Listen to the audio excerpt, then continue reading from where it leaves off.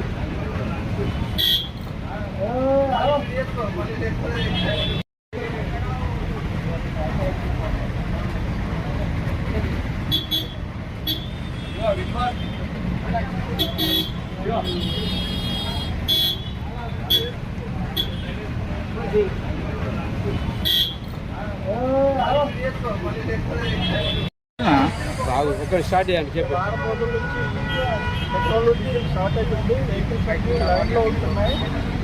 గత వారం రోజుల నుంచి ఇదే పరిస్థితి ఉంది. ఏదో 1-2 బంకుల్లోనే డీజిల్ దొరుకుతుంది. డీజిల్ పెట్రోల్ చాలా ప్రాబ్లం అవుతుంది. గవర్నమెంట్ దీనికోసం చొరవ తీసుకొని డీజిల్ పెట్రోల్ సవ్యంగా లభించాలని కోరుతున్నాం. నేను ఎంతసేపు ఇప్పుడు ఇక్కడ వెయిట్ చూడబట్టి వెయిట్ చేయవచ్చు నిలబడి 1 అవర్ అవుతుంది. 1 అవర్ నుంచి ఇదే పరిస్థితి. 1 అవర్ నుంచి లైన్లో నిలబడ్డాము. ఇంకా ఇప్పటిదాకా మా లైన్ రాలేదు. ఇక్కడ నుంచి 1/2 కిలోమీటర్ వరకు లైన్ ఉంది. రోజు ఇదే పరిస్థితి.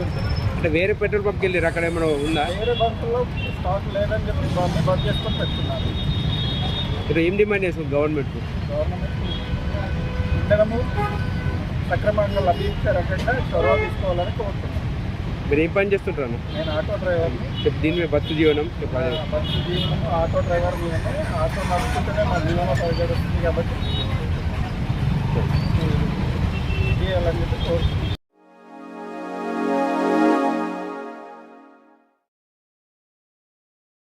Like, comment, and subscribe.